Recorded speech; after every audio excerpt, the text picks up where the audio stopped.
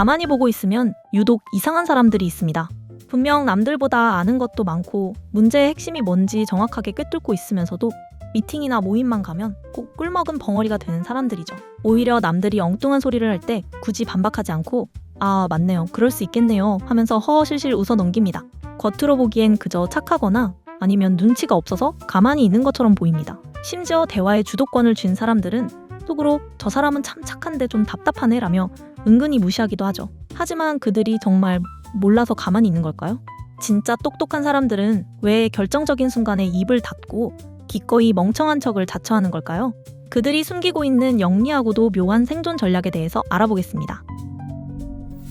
현상의 본질을 파헤치다. 마인드 듀오. 불편한 진심. 어릴 때는 세상에서 내가 가장 똑똑하다는 걸 증명하고 싶어 안달이 납니다. 아는 문제가 나오면 손을 번쩍 들고 남이 틀린 소리를 하면 그 자리에서 지적해야 직성이 풀리죠. 하지만 나이를 먹고 사회생활을 경험하면서 고지능자들은 아주 값비싼 대가를 치르고 한 가지 잔인한 진리를 깨닫게 됩니다. 내 지능을 증명하는 순간 주변의 모든 상황이 나에게 불리하게 돌아가기 시작한다는 사실입니다. 인간은 본능적으로 자신보다 뛰어난 존재를 보면 경외심보다는 위기감과 질투를 먼저 느낍니다. 굳이 나서서 정답을 말하고 논리적으로 상대를 압도하는 사람은 주변 사람들에게 너희는 틀렸고 멍청하다는 열등감을 본의 아니게 심어주게 되죠. 이때부터 소리 없는 공격이 시작됩니다. 은근한 따돌림, 뒤에서 나오는 시기 질투, 어떻게든 꼬투리를 잡으려는 날선 시선들이 쏟아집니다. 더 최악인 건 따로 있습니다. 능력을 입증하는 순간 모든 책임과 의무가 나에게 쏠린다는 점입니다. 네가 제일 잘하니까 네가 맡아서 해봐. 똑똑한 네가 해결해야지 라며 주변 사람들은 은근슬쩍 무임승차를 시도합니다. 결국 남들보다 머리가 좋다는 이유로 돈도 안 되는 일은 2배로 하면서 아주 작은 실수라도 하면 똑똑한 줄 알았더니 별거 없네 라는 비아냥을 듣게 되는 덫에 걸리는 겁니다. 가만히 있으면 중간이라도 가지. 잘하면 일만 늘어. 맞습니다. 고지능자들은 이 비효율적인 구조를 누구보다 빠르게 파악합니다. 내 지적인 능력을 드러내서 얻는 이익보다 주변의 시기와 덤탱이 씌워지는 업무를 감당해야 하는 비용이 훨씬 더 크다는 걸 계산해내는 거죠. 그래서 그들은 영리하게 입을 닫아버립니다. 칭찬 몇 마디 듣자고 맹수들이 가득한 정글에서 나 여기 있소 하고 소리 지를 필요가 없으니까요. 그들에게 바보의 가면은 타인으로부터 자신을 보호하는 가장 가성비 좋고 안전한 방탄조끼인 셈입니다. 하지만 이들이 멍청한 척을 하는 이유가 단지 인간관계의 피곤함 때문만은 아닙니다. 진짜 소름 돋는 이유는 그들이 세상을 바라보는 시선 그 자체에 있습니다. 지능의 역설. 흥미로운 사실은 진짜 똑똑한 사람들은 본인이 완벽하다고 생각하지 않기 때문에 오히려 멍청해 보인다는 점입니다. 자신이 세상의 모든 것을 통달했다고 믿는 사람들은 대개 지식의 수준이 얕은 경우가 많습니다.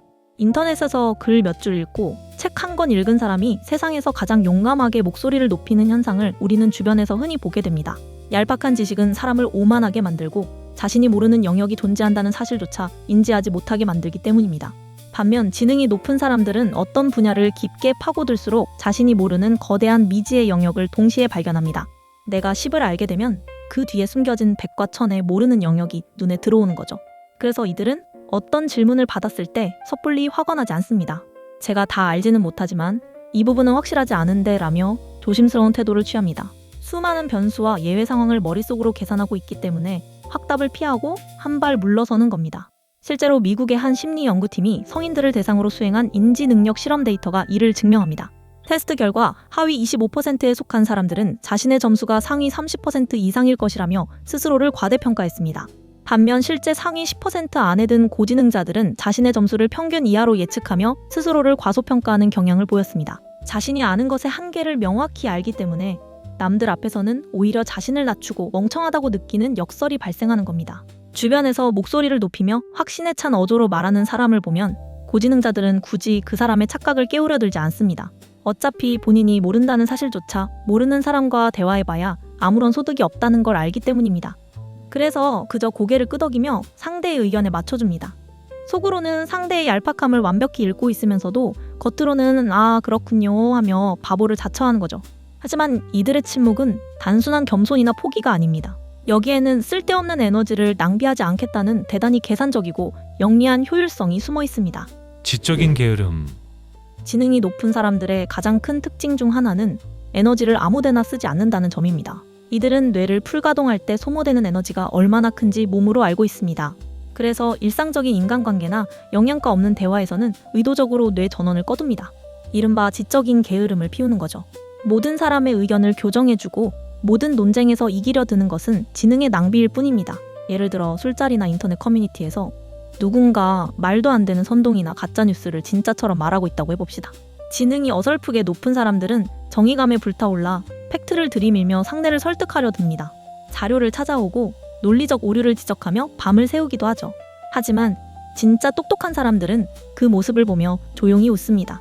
애초에 벽을 보고 소리를 지르는 것과 다름없다는 걸 알기 때문입니다. 말 섞어보면 오히려 피곤한 부류들이 있긴 하지. 맞습니다. 이들은 논쟁에서 이겨서 얻는 지적 우월감보다 내 소중한 시간과 감정을 지키는 실리를 선택합니다. 상대의 황당한 주장에 와, 진짜요? 대단하시네요 라고 영혼 없이 맞장구 쳐주는 것이 훨씬 가성비 좋은 선택이라는 걸 아는 겁니다. 상대는 자기가 이겼다고 착각하며 기분 좋게 떠날 것이고 고지능자는 그 사람을 설득하는 데 쓸 에너지를 아껴 진짜 중요한 자신의 비즈니스나 학업 혹은 휴식에 투입합니다. 결국 이들이 보여주는 멍청한 척은 타인에 대한 배려나 굴복이 아닙니다. 철저하게 계산된 에너지 관리법이자 효율성의 미학입니다. 이들은 영리하게 져주면서 불필요한 감정 소모를 피합니다. 겉으로는 상대의 기분을 맞춰주는 약자처럼 보이지만 실제로는 상황에 휩쓸리지 않고 에너지를 통제하는 쪽은 그들이기 때문입니다.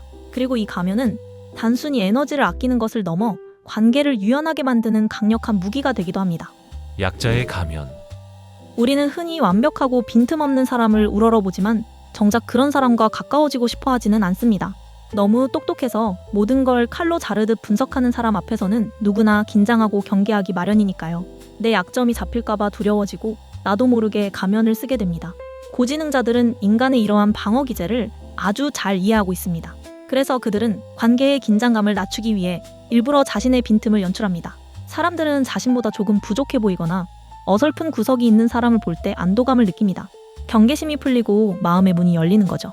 고지능자가 일부러 허술한 질문을 던지거나 자기 지식을 숨길 때 상대방은 긴장을 풀고 편안하게 이야기를 쏟아냅니다. 바로 이 순간 고지능자들은 상대방의 진짜 성향이나 평소라면 조심했을 이야기들을 아주 자연스럽게 듣게 됩니다. 겉으로는 질문을 하며 배우는 처지 같지만 실제로는 상대가 가장 편안한 상태로 대화할 수 있도록 판을 깔아주는 셈입니다. 실제로 1966년 심리학자 엘리엇 애런슨이 진행한 이른바 실수 효과 실험을 보면 완벽한 모습을 보여주는 전문가보다 능력이 뛰어나면서도 가끔 커피를 쏟는 등 인간적인 실수를 하는 사람이 대중에게 훨씬 더 높은 호감도와 신뢰를 얻는다는 결과가 있습니다. 고지능자들은 이 심리를 본능적으로 처세에 활용합니다. 멍청함이라는 가면을 씀으로써 타인의 불필요한 경계심을 잠재우고 동시에 호감과 협조를 이끌어내는 고도의 사회적 기술을 발휘하는 거죠. 결국 그들이 멍청해 보이는 데는 다 그만한 이유가 있었던 겁니다. 진짜 무서운 사람은 칼을 사방으로 휘두르며 자신의 강함을 과시하는 사람이 아닙니다. 칼을 주머니 깊숙이 감춘 채 허허실실 웃으며 상대방이 스스로 긴장을 풀게 만드는 사람입니다.